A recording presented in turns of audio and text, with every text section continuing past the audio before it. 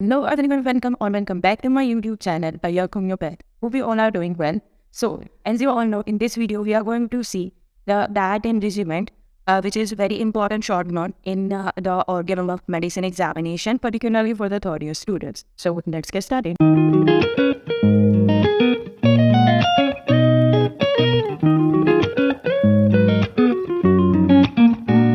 तो सबसे पहले हम ये देख लेते हैं कि जो डाइट एंड रेजिमेंट के बारे में ये कौन से फॉर्म में दिया गया है. सो ये particularly short note footnote of aphorism number 259 and aphorism 263 के अंदर दिया गया है. सो सबसे पहले ये क्वेश्चन आता है कि डाइट एंड रेजिमेंट होम्योपैथिक भी क्यों इम्पॉर्टेंट है. ठीक है, सो हम सब जानते हैं कि जो होम्योपैथिक मेडिसिन हैं वो बहुत माइन्यूट डोज में दी जाती है, बहुत मिनिमल डोज में दी जाती है. सेकेंड थिंग कि हमारी जो मेडिसिन है राइट वो डायनामिक होती है, प्लस वो माइक्रो डोज में नहीं दी जाती है. तो उसका जो एक्शन है वो अच्छे से आए, वो अच्छे से अपना एक्शन कर सके और उसके एक्शन के बीच में, उसके काम के बीच में कोई भी रुकावट ना आए. इसलिए हम डाइट एंड रेजिमेंट का ध्यान रखते हैं. राइट, लाइक कि डाइट एंड रेजिमेंट से मेरा मतलब है कि जब हम मेडिसिन देते हैं उस और जब पेशेंट हमारी मेडिसिन लेता है उस टाइम पीरियड के अंदर कोई भी ऐसी मेडिसिनल प्रॉपर्टी वाली चीज़ अगर कोई पेशेंट लेता है तो उसकी वजह से जो हमारी मेडिसिन का एक्शन है वो प्रॉपरली नहीं हो पाता. सो उस चीज़ को कम करने के लिए या फिर तो वो चीज़ ना हो उसके लिए हमें डाइट एंड रेजिमेंट का ध्यान रखना इम्पॉर्टेंट है. सो इस पर्टिकुलर वीडियो के अंदर हम देखेंगे कि क्रॉनिक केसेस के लिए डाइट एंड रेजिमेंट में हम क्या चीज़ें एडवाइस करते हैं एज ए फिजिशियन, और एक्यूट केसेस के अंदर हम डाइट एंड रेजिमेंट के लिए कौन कौन सी चीज़ें एडवाइस करते हैं. राइट, और सेकंड थिंग कि जो डाइट एंड रेजिमेंट के अंदर क्या क्या चीज़ें हो सकती है. ठीक है, सो उसके अंदर होगा या तो हमारे किसी टाइप की ड्रिंक्स, कोई फ्लूइड, किसी भी टाइप का सॉलिड ड्रिंक और किसी भी टाइप की ओडर. ठीक है, क्योंकि जो सेंसेस है इन तीनों चीज़ों के अंदर हमारी सेंसेस आ जाती है. लाइक कि नोज से हम स्मेल कर सकते हैं, वहाँ पर भी बहुत सारी नर्व एंडिक्स है और हमारी मेडिसिन जो है वो भी नर्व्स द्वारा ही एब्जॉर्ब होती है. उनका काम भी मेनली नर्व्स के ऊपर होता है. राइट, सो इस तरीके से कोई भी चीज़ें जो कि हमारी सेंसेस के ऊपर, जो कि हमारी डायरेक्टली जो नर्व एंडिक्स है वहाँ पर अगर एक्शन होता है उनका, अगर वो वहाँ पर जाकर एब्जॉर्ब होती है तो उन चीज़ों को हम अवॉइड करने की एडवाइस देंगे. ठीक है, और क्रॉनिक केसेस के अंदर हम ये भी देखेंगे कि हम पेशेंट को क्या चीज़ें एडवाइस कर सकते हैं या फिर तो कौन सी चीज़ें हम पेशेंट को लेने के लिए बोल सकते हैं. ठीक है, खाने के लिए लेने के लिए बोल सकते हैं. राइट, सो ये बात हो गई कि हमें डाइट एंड रेजिमेंट क्यों क्या इंपॉर्टेंस है डाइट एंड रेजिमेंट का हमारी होम्योपैथी के अंदर. राइट, सो इस चीज़ को अगर हम यहाँ पर पढ़ने की कोशिश करें, सो यहाँ पर लिखा है in the homeopathy we prescribe a minute dose because of this is necessary to avoid all the things that affect the function of the medicine, right? And that itself have a medicinal property, जो कि मैंने आपको आगे समझाया. अगर आपको exam में लिखना है तो आप फर्स्ट लिखोगे जो इसका एफोरिज्म है वो, राइट, जो कि यहाँ पर मैंने लिखा हुआ है, और उसके बाद आप यहाँ पर एक हेडिंग लगा कर लिख सकते हो कि what is the importance of diet and regiment in the homeopathy. Right, so ये फर्स्ट हमारा जो पैरा था वो था. And second thing which is the action of minute dose, right, minute dose of the medicine should not be disturbed by any foreign medicinal irritation to the diet and regimen, right? And Henneman explained this in the footnote of aphorism number 29. अब हम देखेंगे कि chronic cases के अंदर diet and regiment का क्या importance है. तो अब यहाँ पर हम देखेंगे कि क्रॉनिक केसेस के अंदर हम पेशेंट को क्या एडवाइस करेंगे कि वो इन चीज़ों से दूर रहे. Right, so careful investigation about the diet and regiment in the chronic cases that work as a obstacle of the cure is very necessary. Right, obstacle of the cure that means कि एक रुकावट हमारे क्योर के अंदर.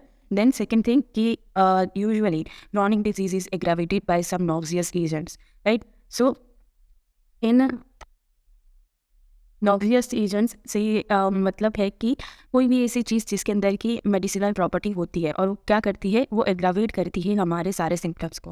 Right, and by Hahnemann advice some diet and regiment specially for the chronic cases. Right, अब यहाँ पर कौन कौन सी चीज़ें हमें अवॉइड करनी है. ठीक है, उसका एक मैंने ब्रीफली उसे 4 ग्रुप्स के अंदर डिवाइड किया है. So first thing which is beverages, like कोई भी फ्लूइड. राइट, सेकेंड थिंग होगा फूड, और one is our toilet articles, क्योंकि हमारे रूम्स के अंदर होते हैं कुछ परफ्यूम्स वगैरह, वो सारी चीज़ें. And lastly which is clothing and life style. ठीक है, इन सारी चीज़ों को हम धीरे धीरे डिटेल में देखेंगे. ओके, सो अब जो फर्स्ट वन है वो है बेवरेजेस. सो कॉफ़ी, चाइनीज़ और हर्ब्स टीज़, राइट। अब जो हर्ब टीज़ होती है, चाइनीज़ टी होती है, राइट, उनके अंदर क्या होता है कि जो वेजिटेबल्स है ऐसे कुछ जिनके अंदर की बहुत स्ट्रॉन्ग ऑर्डर होती है, राइट। हर्ब टीज़ के अंदर भी अगर हम हमारी इंडियन हर्ब टी की बात करें तो उसके अंदर भी बहुत सारी ऐसी चीज़ें होती है जिन जो बहुत स्ट्रॉन्ग होती है स्मेल वाइज भी, और उनसे भी मेडिसिन बनती है। दैट मीन्स कि उनमें भी मेडिसिनल प्रॉपर्टीज़ हैं, राइट। सो ऐसी चीज़ें हमें अवॉइड करनी है। Second thing, coffee. So coffee लेना, आपने बहुत बार सुना होगा कि कॉफ़ी हम नहीं लेने देते पेशेंट को जब वो होम्योपैथिक ट्रीटमेंट उसकी चल रही होती है, एंड हम उसे टी भी नहीं लेने देते, इंडियन टी जो भी हम लोग लेते हैं, सो वो भी नहीं लेने देते। लेकिन वो बहुत ज़्यादा अमाउंट में अगर होती है, बहुत स्ट्रॉन्ग कॉफ़ी होती है, बहुत स्ट्रॉन्ग टी होती है, वो हम इसे अवॉइड करने की कोशिश करनी चाहिए। और पर्टिकुलरली अगर आप कॉफ़ी की बात करें तो वो एक यूनिवर्सल लाइक एंटीडोट है, राइट। हम सबको पता है कि कॉफ़ी जो है वो यूनिवर्सल एंटीडोट है, पर्टिकुलरली फॉर होम्योपैथिक मेडिसिन। तो अगर किसी ने कॉफ़ी ले ली है तो वो कोई भी मेडिसिन होगी वो उसे एंटीडोट कर देगा, राइट। सो इसीलिए हमें सबसे पहले एक पेशेंट को कहना है कि कॉफ़ी नहीं लेनी है, right.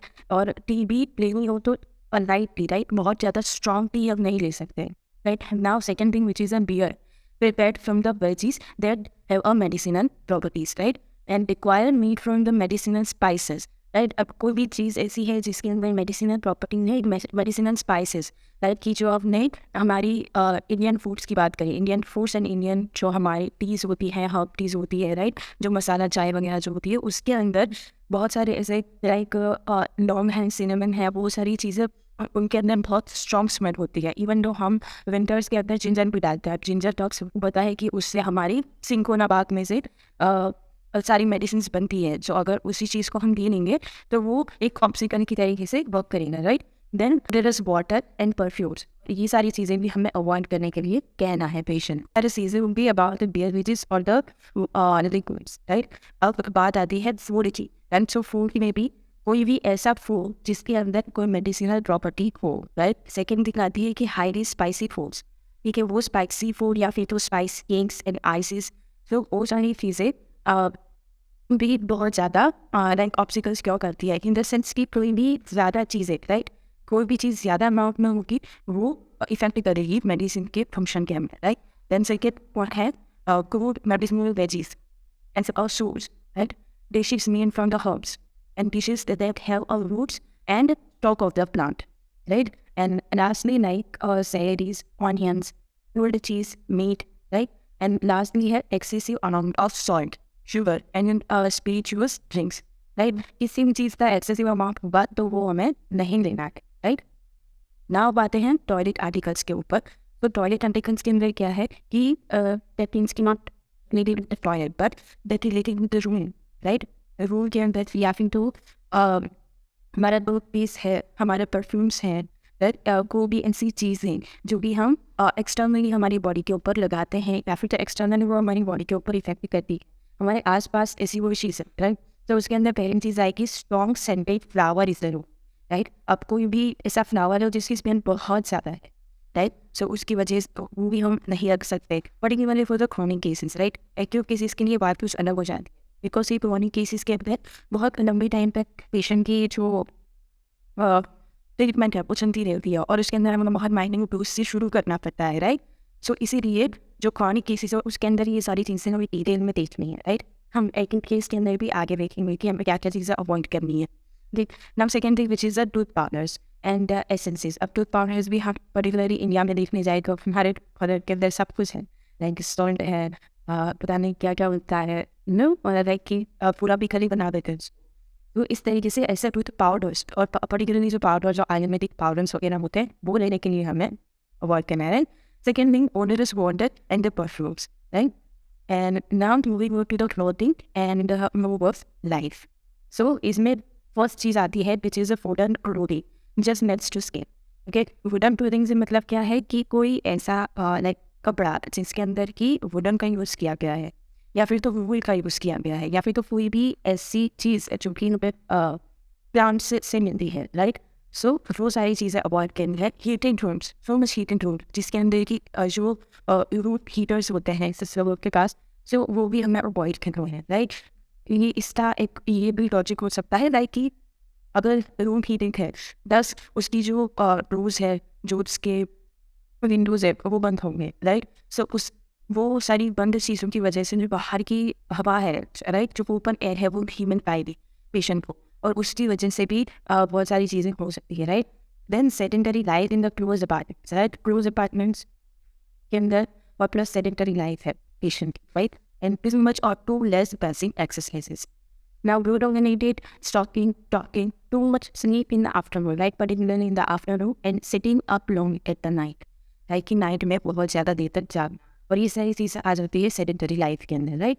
Now second thing, unhygienic condition, right, reading while being down, and onanism or imperfect separation of the intercourse, anger, grief, vexation, passion for the play, and over exertion of the mind and body, and living in the marsly visiting and damp rooms, right. So ये सारी चीज़ें कहीं ना कहीं ऐसी है कि जिनकी वजह से डिजीज़ होती है, राइट. हमने मटीरियल मेडिकल में भी पढ़ा है कि मोस्ट ऑफ ये सारी चीज़ें हमने किसी ना किसी मेडिसिन के एलिमेंट्स फॉर्म में पढ़ी है, right.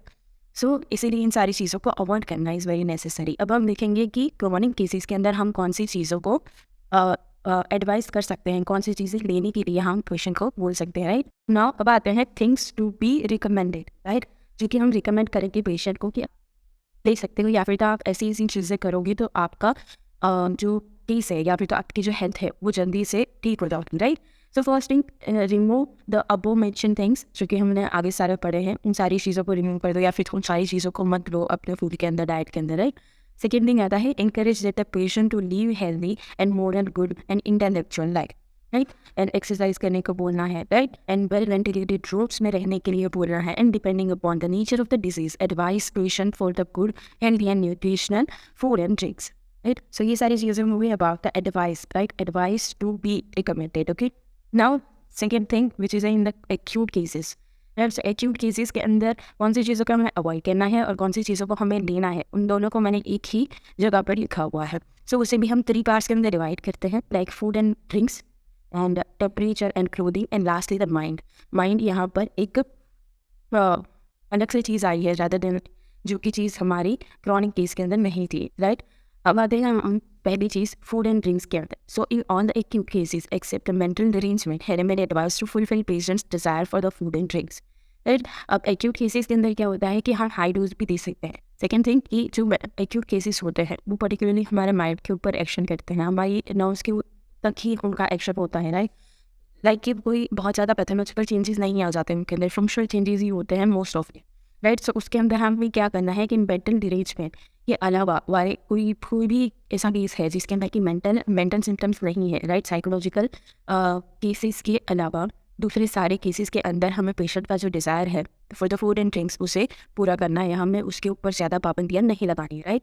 Advice the friend and attendant to do not put any obstacle in fulfillment of the desire, right, because the desire are a voice of the inner preserving vital force, right. अब हमें desires को क्यों नहीं रोकना है, right, because कि जो desires हैं वो of course vital force की वजह से आ रहे हैं, right. So maybe कि वहाँ पर किसी चीज़ की कमी हो रही हो, right, इसलिए हमें उस चीज़ का डिज़ायर होता है. फॉर एग्जाम्पल कि जब हमें बहुत ज़्यादा प्रेस्पाइरेशन हो जाता है तो लाइक कि हमारी बॉडी में से बहुत ज़्यादा सॉल्ट एंड वाटर निकल जाता है, राइट. सो इसकी वजह से हमें बहुत ज़्यादा थर्स्ट, बहुत ज़्यादा प्यास लगती है, राइट. सो हमारी थर्स्ट इंक्रीज हो जाती है. अब ऐसे में अगर आप पेशेंट को ये बोलोगे कि ज़्यादा पानी नहीं पीना है, राइट, सो ऐसा हम नहीं कर सकते.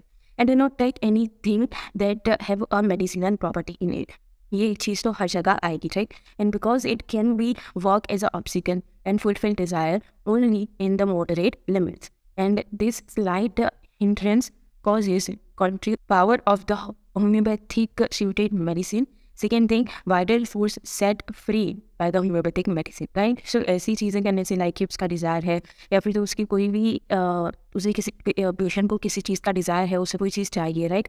सो हम उसे फुलफिल करते हैं. सो उससे क्या होगा, उससे 2 चीज़ें होंगी कि जो हमारी होम्योपैथिक मेडिसिन है उसका पावर ज़्यादा हो जाएगा, एंड जो वाइटल फोर्स है वो हमारी जो होम्योपैथी तो मेडिसिन से जो डिजीज कॉज हुई है उससे फ्री हो जाएगा, right. Now moving on to second thing which is the temperature and the clothing. So room temperature and the quality of the covering must be arrange as a desire of the patient, right. Now lastly mind, so must we keep it free from all over the exhaustion of the mind and the emotions, right. In short कि जो हमारा patient है उसे बहुत ज़्यादा काम नहीं करना है, उसे बहुत ज़्यादा ऐसी चीज़ें नहीं करनी हैं जिससे कि उसका माइंड जो है वो डिस्टर्ब हो, राइट. सो ये सारी चीज़ें आपको भी about the diet and regiment बहुत छोटी सी शॉर्ट में पूछी जाती है, लेकिन ये सारी चीज़ें पॉइंट वाइज सीखना it's very important, right? So I hope कि आपको ये सारी चीज़ें अच्छे से समझ आई होंगी. But if you like this video, then please like, comment, share, and subscribe to the channel. And also, if you want any video on the specific topic, you can tell me in the comment section, as well as you can IG account. Link is in the description box. Thank you so much for watching.